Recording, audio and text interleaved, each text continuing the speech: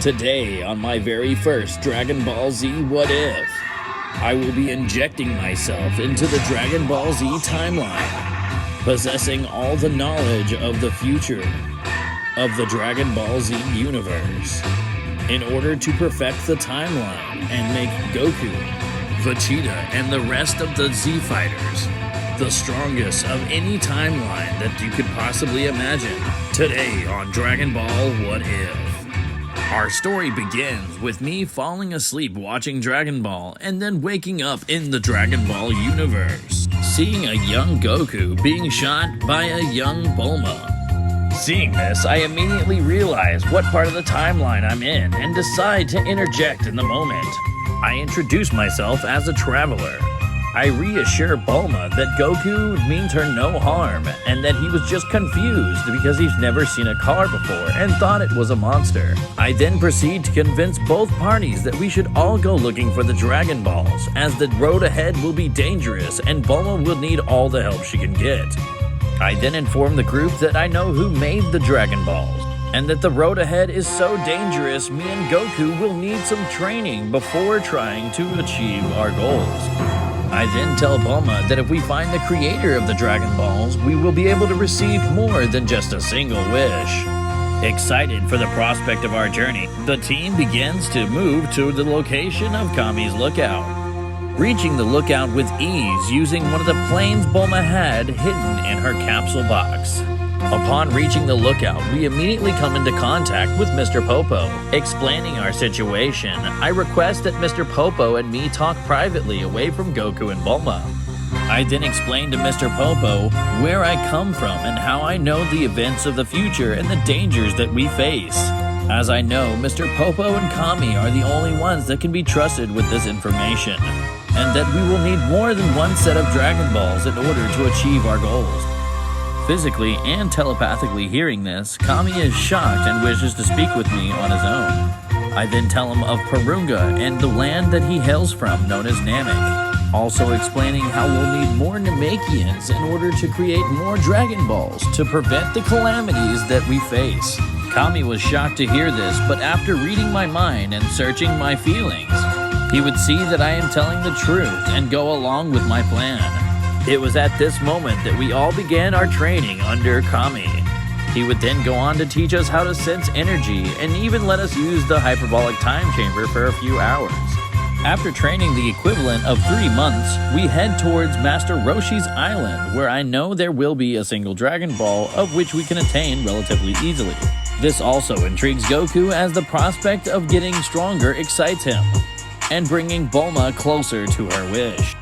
After receiving Master Roshi's Dragon Ball and training with him to learn the Kamehameha, we set out to find the rest of the Dragon Balls, destroying the Red Ribbon Army in the process. We then proceeded to the village being terrorized by Oolong. We then convinced him to come along with us on our journey, meeting Puar and Yamcha along the way in a desert.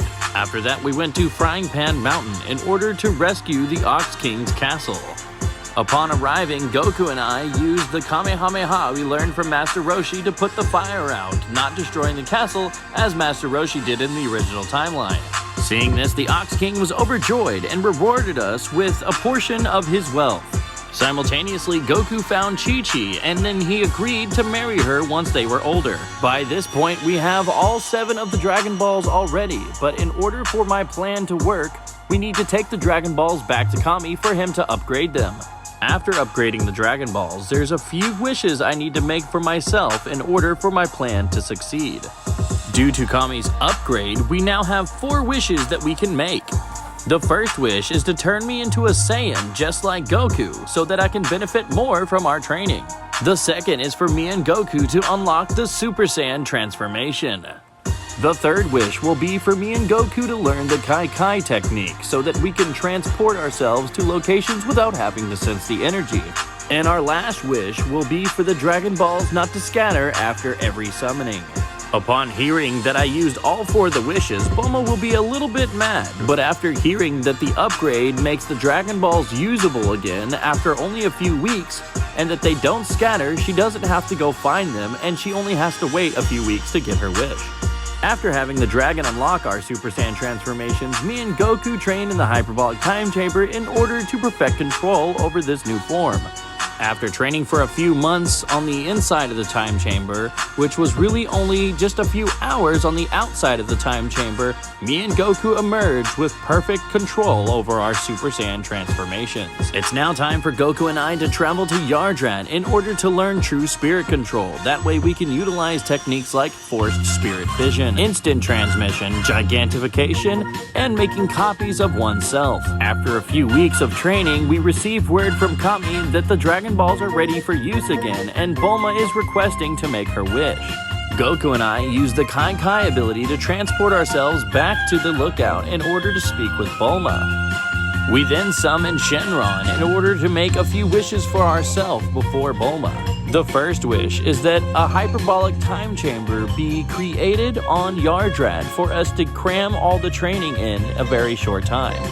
The next wish is for Goku and I to be given control over God Ki, so that we can utilize the Super Saiyan God transformation. For the third wish, we restore Kami's youth. Bulma then attempts to make the wish for her perfect boyfriend. However, the dragon informs her that her one true love already exists and will arrive on Earth in a few years. Hearing this, Bulma is filled with excitement and decides to head back to school in order to finish her second semester. Upon hearing this, Goku is confused. However, I know exactly who the dragon is talking about: Vegeta. Knowing that we have an extra wish, I'm given a great idea in order to boost our power. I then tell the dragon that I wish for Goku and I to be given immortality, so that during our training we can push ourselves to the brink of death and not have to worry about killing each other. After making the last wish, Goku and I transport ourselves back to Yardrat and use their new hyperbolic time chamber for 2 days, receiving 2 years of training on Yardrat. Once we emerge from the hyperbolic time chamber, Goku and I have full control over God Ki and have unlocked the Super Saiyan God transformation, even going as far as combining it with Super Saiyan to unlock Super Saiyan Blue. It's now time for Goku and I to participate in the 21st World Martial Arts Tournament. I decide not to enter the tournament and choose to spectate along with the others and watch Goku defeat everyone. The lineup goes literally the same as it did in canon, with the added effect that Goku literally one-shots every opponent that he comes in contact with. I know that Dr. Gero will be watching this and collecting data in order to build androids to defeat Goku. I made sure to warn Goku about this so he didn't use any of his Super Saiyan transformations or any of the God transformations. It's around this time the Red Ribbon Army would become a problem as they start to obtain 2 of the Dragon Balls. However, as Goku and I have already wiped them out, they're no longer a problem. So we Kai to Korin's tower and say what's up. Obtaining some Senzu beans just in case somebody around us gets hurt, Goku and I jump off Korin's tower to defeat Mercenary Tao. Then Goku and I travel around the world training in our base form in order to make our transformations that much stronger.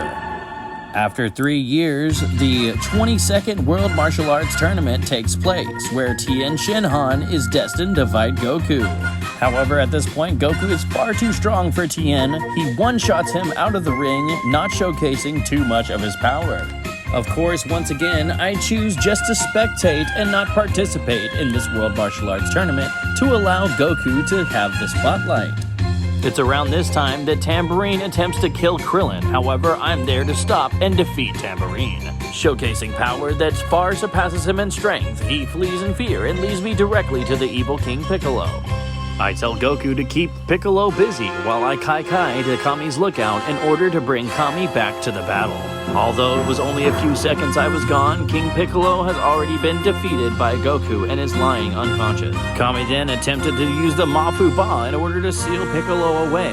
However, in a last-ditch effort for victory, King Piccolo spits an egg out across the planet in order for one of his children to exact his revenge.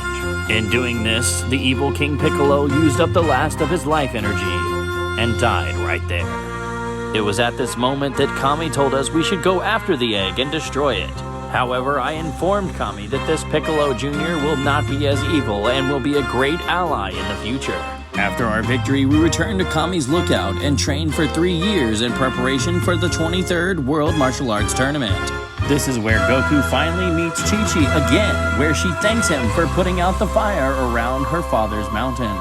Just like in the original timeline, they fight during the tournament, and Goku agrees to marry her afterwards. Then Goku defeats Piccolo Jr. and wins the tournament. Then proceeds to marry Chi-Chi. 1 year passes and Gohan is born. Goku and I train for a few more years in preparation for Raditz arrival. Now that the story of Dragon Ball is over, how will the events that have changed affect the timeline in the future Dragon Ball Z? Find out what happens when Raditz shows up and tells Goku about his heritage and learns that there's another Saiyan on the planet. How will Raditz react knowing the vast difference in power levels between him and his brother as we start the Saiyan Saga? Find out on the next Dragon Ball Z.